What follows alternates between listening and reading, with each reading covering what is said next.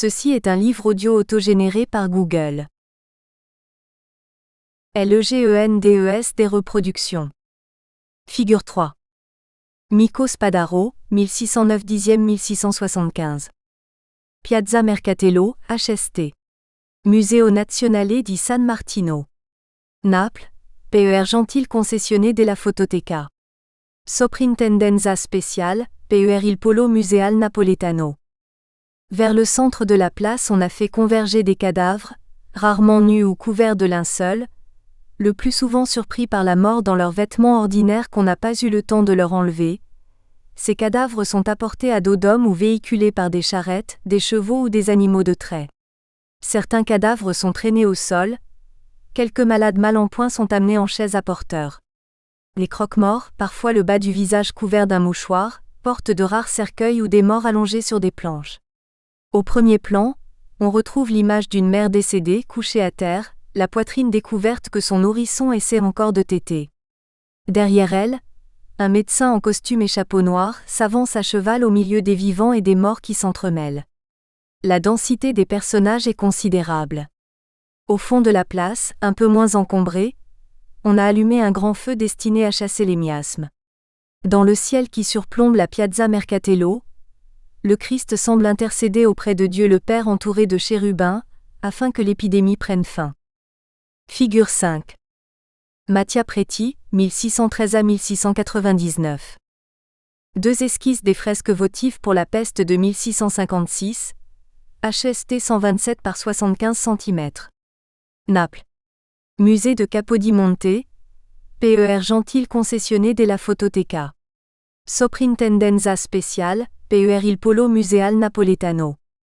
Ces esquisses correspondent, nous l'avons dit, à la fresque exécutée par Mattia Preti pour la porte du Saint-Esprit, afin de rappeler la peste napolitaine de 1656. Preti s'efforce de traduire picturalement l'ambiance de désespoir et de décomposition s'attachant au fléau. Les tonalités livides et brunes dominent la partie inférieure des deux compositions, avec les cadavres et les croque-morts, alors que dans la partie supérieure, la Vierge à l'enfant est entourée d'un halo lumineux, symbole d'espérance en la protection divine. À mi-hauteur, l'archange Michel dans l'une des esquisses brandit son glaive, alors que dans l'autre, symbole de la proche cessation de l'épidémie, il ébauche le geste de rengainer le glaive dans son fourreau curieusement brisé. Là encore se fait jour la référence de Preti à la peste d'Azos de Poussin, avec notamment le détail de la femme au sein découvert renversé au premier plan. Sur l'esquisse de droite, ce motif s'enrichit de l'image de l'enfant effondré sur le corps de sa mère. Sur celle de gauche, le peintre fait aussi allusion à la vue de la ville avec le phare du Maule. Figure 6. Cornelis de Wael, Anvers 1592 Rome 1667. La visite aux malades, HST 99 par 152 cm. Gênes Galleria di Palazzo Bianco, Archivio Fotografico del Comune di Genova. Peintre et marchand d'art, Cornelis de Wael fut actif à Gênes à partir de 1619. Il y séjourna et tint boutique avec son frère Lucas jusqu'en 1627, puis seul jusqu'en 1657 où il déménagea à Rome pour y mourir 10 ans plus tard. Sur sa toile, l'artiste a représenté de manière assez fidèle une solennelle visite aux malades, effectuée par quelques notables génois à l'hôpital de Pamatoine. Cette visite rituelle, appelée Grand Pardon, état accompli à l'occasion du lundi saint. Pratiquer une telle œuvre de miséricorde en ce jour précis permettait aux fidèles d'obtenir une indulgence plénière en vertu d'un accord conclu avec l'Église dès 1496. Dans le vestibule de l'imposante architecture hospitalière sont disposés à droite les lits numérotés composant la salle commune des malades, alors que sur la gauche, on note le groupe nombreux des visiteurs, richement vêtus. Au centre, un greffier est en train d'enregistrer les donations des bienfaiteurs de l'hôpital. Apposés contre le mur droit du vestibule, on remarque deux tableaux identifiables comme un Ecce Homo vaguement caravagesque et une Sainte Famille qui ne semble pas trop éloignée des modèles du peintre génois Luca Cambiaso. En plus, dans deux grandes niches apparaissent les statues de deux bienfaiteurs. Le fait d'être figurés en pied les signale aux yeux des spectateurs comme des donateurs de la somme précise équivalent à 100 000 francs. L'humanité variée qui peuple le tableau, composée de nobles, de malades soignés par leurs familles, de pauvres et de mendiants, est décrite avec réalisme par de Wael, avec une abondance de détails toute flamande, permettant à l'observateur de reconnaître chaque figure particulière et évitant au peintre de tomber dans la facile esquisse de genre. L'œuvre est difficile à situer chronologiquement dans le corpus important de Wael qui manque jusqu'à ce jour d'une revue critique d'ensemble. On peut cependant envisager de l'attribuer à la période génoise de l'artiste, puisque celui-ci, d'après les sources, aurait exécuté à Gênes plus d'une série consacrée aux œuvres de miséricorde de. Figure 7. Costume de médecin de la peste, cliché pris à Venise et dû à l'obligeance de Jean-Louis Kaufmann. À Paris en 1619, lors d'une peste, Charles Delorme, médecin de Louis XIII, inventa un costume destiné à le protéger des miasmes. Ce costume comportait d'abord un manteau en cuir de Cordoue, descendant jusqu'aux bottines couvrant les pieds.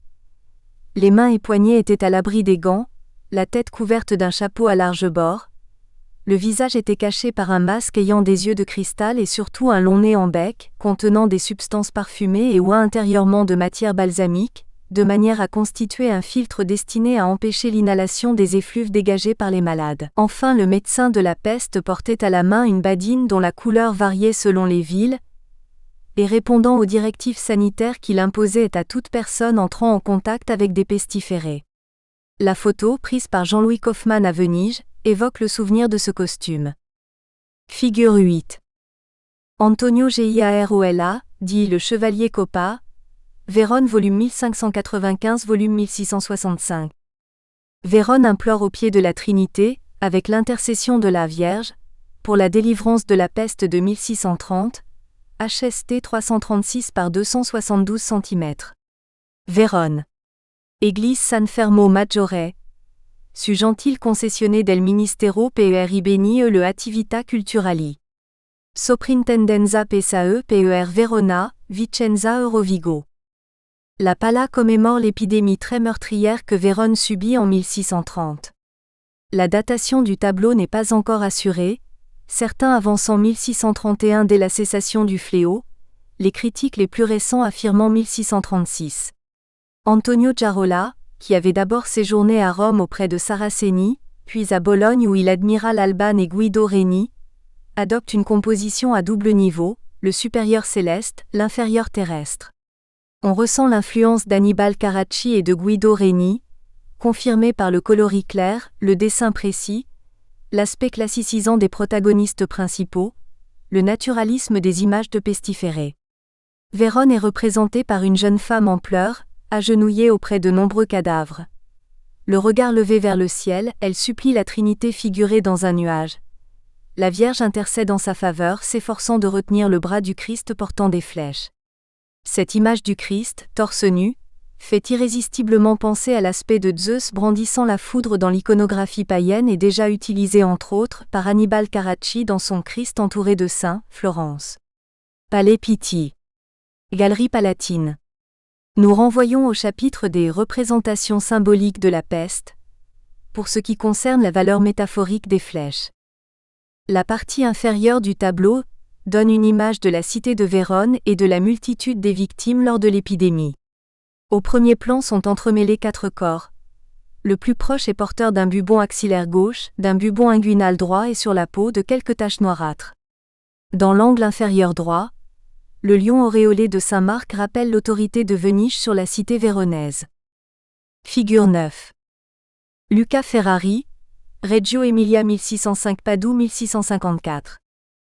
Saint Dominique intercède auprès de la Vierge pour la cessation de la peste, HEST 305 par 405 cm 1635. Padoue. Caisse d'épargne de Padoue et Rovigo. Le quart supérieur gauche du tableau correspond à une partie céleste où apparaissent Saint Dominique et la Vierge. Le saint désigne à l'attention de la Vierge les malheureux habitants de Padoue frappés par la peste. L'œuvre fut exécutée en 1635 pour le compte de Lionello et Jacopo Papafava, qui souhaitaient ainsi accomplir le vœu fait à la Vierge et à Saint Dominique à l'occasion de l'épidémie de 1630 à 1631. Un homme s'agrippe à une dalle funéraire en présence d'un personnage au front bandé, portant enveloppé dans une couverture peut-être la dépouille d'un enfant. Un autre enfant au tout premier plan, totalement dévêtu, a sur la peau des lésions charbonneuses. Le confrère d'une compagnie de miséricorde se reconnaît à la croix figurée sur son dos. Dans le fond, au pied d'architectures inspirées de l'Antiquité, un carrosse s'apprête à conduire un noble au loin. Dans l'ensemble, la narration du peintre émilien est quelque peu épurée des aspects les plus dramatiques de la maladie désormais surmontée. Le sentiment dominant que l'artiste paraît éveiller est davantage la tristesse que l'horreur ou la terreur. Figure 10.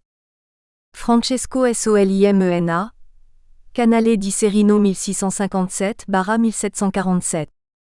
Miracle de Saint Jean de Dieu, Il Miracolo di San Giovanni di Dio, HST 1691.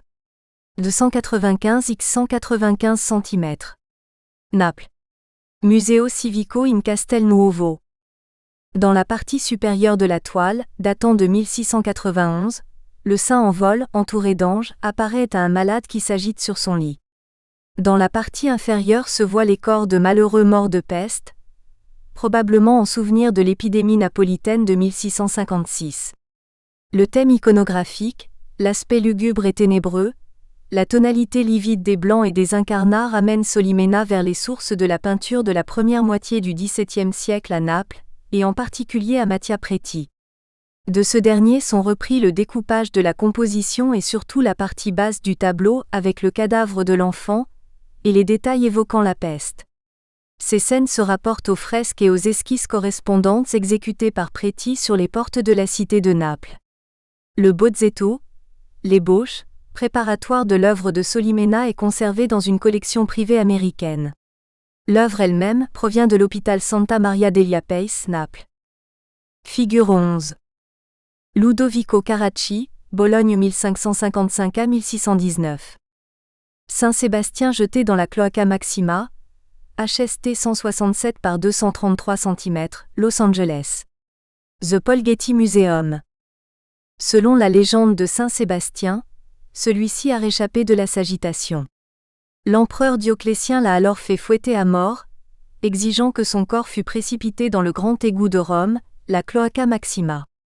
La toile de Ludovico Carracci montre la dépouille de Sébastien jetée à l'égout par les soldats romains soulevant d'un côté son linceul, image peut-être allusive à la déposition du Christ. La vive lumière tombant sur le corps au premier plan fait penser à Caravage, mais l'atmosphère nocturne dense de Ludovico est bien différente. Il s'est efforcé de restituer la façon dont nous voyons les choses la nuit, lorsque forme et couleur ne se distinguent pas avec précision. On pourrait rappeler qu'en 1602, Passignano avait peint la récupération du corps de Saint Sébastien dans la Cloaca Maxima, Naples. Musée national de Capodimonte. Figure 12. Giuseppe de Ribera, 1591 à 1652. Saint Sébastien soigné par les pieuses femmes, HST 180 par 128 cm. Signé et daté 1621. Bilbao. Musée des Beaux-Arts. Archivo Fotografico del Museo de Bellas Artes de Bilbao. La toile de Ribera est une belle illustration du thème souvent traité par les artistes du XVIIe siècle, de Saint Sébastien secouru par Irène et sa servante. Ici, Sébastien est allongé à terre, le bras droit relevé, encore attaché, le gauche replié. Il est éclairé d'une lumière vive. Du haut de sa cuisse, Irène retire une flèche alors qu'une autre flèche est fichée sous l'aisselle droite. Le visage de Sébastien exprime la douleur. La servante regarde le spectateur sans complaisance. En haut et à gauche, deux angelots portent une couronne dentée. Figure 13. Georges de la Tour, 1593 à 1652. Saint Sébastien soigné par Irène, figure 23. HST 167 par 130 cm, Paris. Musée du Louvre. 1649. L'antériorité de la découverte du tableau de Berlin fit longtemps considérer la version du Louvre comme une réplique de bonne qualité. Leur confrontation lors de l'exposition de 1972 donna l'avantage à cette dernière, qui avait été retrouvée dans la chapelle de Bois-Anzeray dans l'Eure. À l'heure actuelle, les deux versions sont considérées comme originales, l'exécution de la berlinoise, un peu plus froide et schématique, ayant sans doute requis une participation plus grande de l'atelier. De plus, l'étude radiographique a montré de nombreux repentirs sur le tableau du Louvre, alors que celui de Berlin en est exempt. Toujours fidèle au principe caravagesque, écrit Gituillier, la tour présente la scène sans crainte d'habiller l'Antiquité romaine en costume contemporain. La composition revêt une grandeur hors du temps. Par un trait d'audace singulière, la scène est construite sur une grande diagonale qui fait que la plainte muette semble retomber de la femme debout qui pleure à sainte Irène agenouillée et de sainte Irène à la victime étendue à terre. La flamme de la torche à 3 mèches que tient Irène monte en tourbillon vers le ciel, parallèle à l'arbre auquel Sébastien avait été lié, sans qu'elle arrive à percer les ténèbres. On distingue les silhouettes des 3 femmes qui entourent Irène. On remarque la larme que la sainte laisse échapper, pour le héros chrétien qui est allé jusqu'au bout de sa foi, comme ce Polyeucte que Corneille mettra en scène 3 ans plus tard. Figure 14. Hendrik ter Beer UGGHEN, 1588 à 1629. Saint Sébastien soigné par Irène, HEST 150,2 IKI 120 cm 1625. Oberlin, Ohio. Allen Memorial Art Museum, Oberlin College, Ohio. R.T. Miller Jr. Fund. 1953. Terbruggen déploie le long d'une grande diagonale, 3 figures très proches du spectateur. Saint Sébastien assis au pied de l'arbre du martyr, Sainte Irène qui retire de son flanc droit une flèche qu'elle regarde attentivement par-dessus l'épaule du jeune homme et de profil, au-dessus de la sainte, sa servante qui s'efforce de détacher le lien qui fixe encore à l'arbre le poignet droit de Sébastien.